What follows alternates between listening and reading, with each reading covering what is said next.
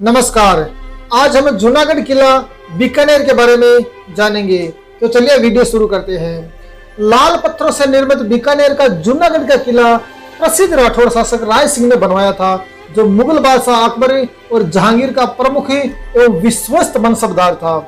वस्तुतः बीकानेर के पुराने गढ़ की नींव तो पहले ही जोधपुर के संस्थापक राव जोधा के छठे पुत्र राव बीकानेर 1485 ईस्वी में रखी थी। उनके द्वारा निर्मित प्राचीन दुर्ग जिस चट्टान पर स्थित है, इसे बीकाजी की टेकरी कहा जाता है। दयालदास ख्यात पुस्तक के अनुसार महाराजा राय सिंह ने विक्रम संवत 1642 में जब शाही सेना के साथ दक्षिण के अभियान पर था, तब उन्होंने बुरहानपुर से अपने मंत्री करमचंद के नाम खास रुक्का भेजकर नया दुर्ग बनवाने का आदेश दिया और नए गढ़ की नींव मौजूदा पुराने गढ़ के स्थान पर ही भरी गई थी। अतः संभव है इसी कारण इसे जूनागढ़ कहा गया।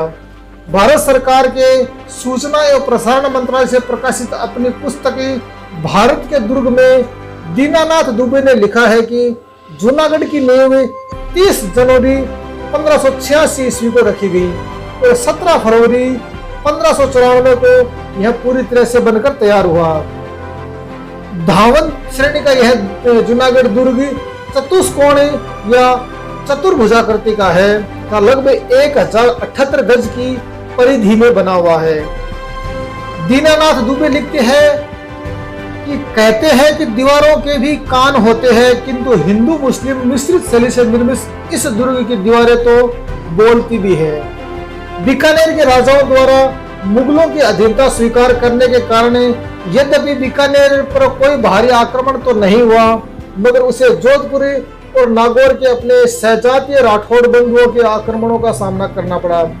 प्रथम आक्रमण 1733 में जोधपुर के महाराजा अभय सिंह के छोटे भाई व नागौर के स्वामी भक्त सिंह ने किया था, परंतु बीकानेर के महाराजा जोरावर सिंह, इस समय बीकानेर का प्रशासन राजा सुजान सिंह ने अपने पुत्र जोरावर सिंह को सौंप दिया था।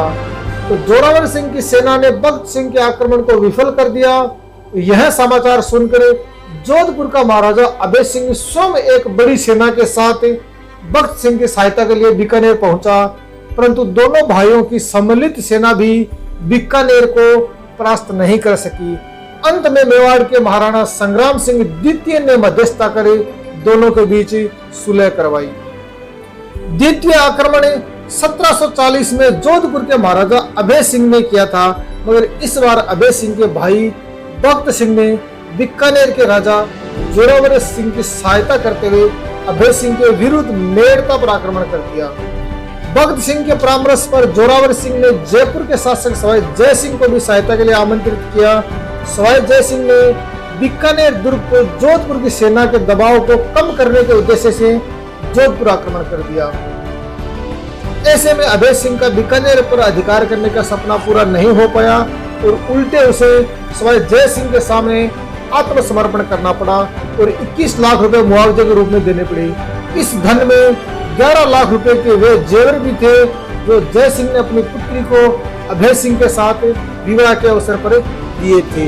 जब जोधपुर की तोपें बीकानेर के किले को बड़ा नुकसान पहुंचा रही थी, तब जोधपुर की शंभुबाण नामक तोप को बीकानेर वालों की रामचंगी तोप से गोला मारकर नष्ट कर दिया गया। इस दौरान जोरावर सिंह ने जयपुर के शासक सवाई जय सिंह से सहायता की मांग की। बीकानेर पर जोधपुर की सेना का दबाव कम करने के उद्देश्य से सवाई जय सिंह के लगभग 20,000 सैनिकों ने जोधपुर पर आक्रमण कर दिया। मजबूरन अभय सिंह को बीकानेर का घेरा उठाना पड़ा। लौटती हुई जोधपुर की सेना को बीकानेर वालों ने खूब लूटा। किले में प्रविष्ट होने के 2 मुख्य प्रवेश द्वार हैं। पूर्वी दरवाजा कर्णपोल तथा पश्चिमी दरवाजा चांदपोल कहलाता है। किले में 5 आंतरिक द्वार हैं, जो दौलतपोल, फतेहपोल, रतनपोल, सूरजपोल और ध्रुवपोल कहलाते हैं। कर्णपोल, दौलतपोल और सूरजपोल का निर्माण महाराजा कर्ण सिंह, जिनका शासनकाल 1631 से 1674 ईस्वी के काल में करवाया गया था। सूरजपोल दरवाजे पर इस किले के संस्थापक राजा राय सिंह की प्रशस्ति उत्कीर्ण है। इसी द्वार के दोनों तरफ 1567-68 के चित्तौड़ के साके में वीरगति पाने वाले 2 इतिहास प्रसिद्ध वीरों जयमल मेड़तिया व उसके बहनोई आमेठ के रावत पत्ता सिसोदिया की गजारूढ़ मूर्तियां स्थापित है। इस दुर्ग में फूल महल, चंद्र महल, अनूप महल, रतन महल, चीनी बुर्ज, सुनहरी बुर्ज, मोती महल आदि प्रसिद्ध है। महाराजा सूरज सिंह 1787 से 1828 द्वारा निर्मित अनूप महल में सोने की कलम से काम किया हुआ है। बीकानेर के राजाओं का राज तिलक इसी महल में होता था। कर्ण महल, गज मंदिर और फूल महल का निर्माण महाराजा गज सिंह के काल में तथा छत्र महल का निर्माण महाराजा डूंगर सिंह द्वारा करवाया गया था। कर्ण महल 1937 तक दरबार हॉल के रूप में प्रयुक्त किया जाता था और यह लाल किले के दरबार हॉल की आकृति पर बना हुआ है। डॉक्टर करण सिंह ने लिखा है कि बीकानेर के किले में स्थापत्य सौंदर्य के अनेक ऐसे रूप हैं जिन्हें देखकर इतिहासकार को फतेहपुर सीकरी और दिल्ली के लाल किले की याद आती है, लेकिन यह दुर्ग वास्तव में बहुत कुछ आगरा के किले से मिलता जुलता है। जूनागढ़ के निर्माण में 2 प्रकार के पत्थरों का उपयोग किया गया है।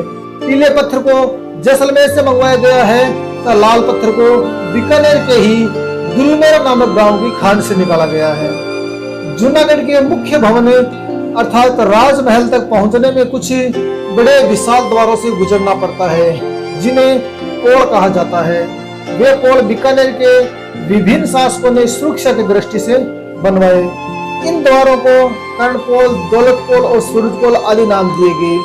जूनागढ़ में निर्मित फूल महल, चंद्र महल, अनूप महल, सुजान महल, सरदार महल, बादल महल आदि भवनों में प्रमुख रूप से 3 प्रकार का कलात्मक अलंकरण देखने को मिलता है। पहला प्रस्तर शिल्प, दूसरा भित्ति चित्रांकन और तीसरा लकड़ी और कांच की सज्जा का कलात्मक कार्य। महाराजा डूंगर सिंह द्वारा किले के भीतर बनवाया गया घंटा घर भी विशेष आकर्षण का केंद्र है।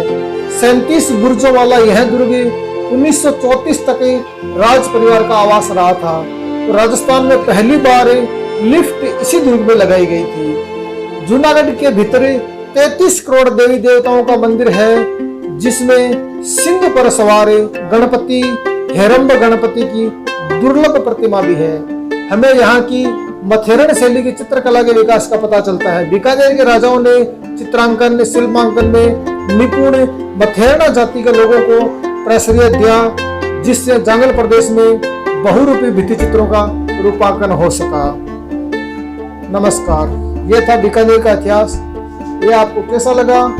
अगर अच्छा लगा है तो वीडियो को लाइक करें, शेयर करें और हमारे चैनल को सब्सक्राइब करें। धन्यवाद, नमस्कार।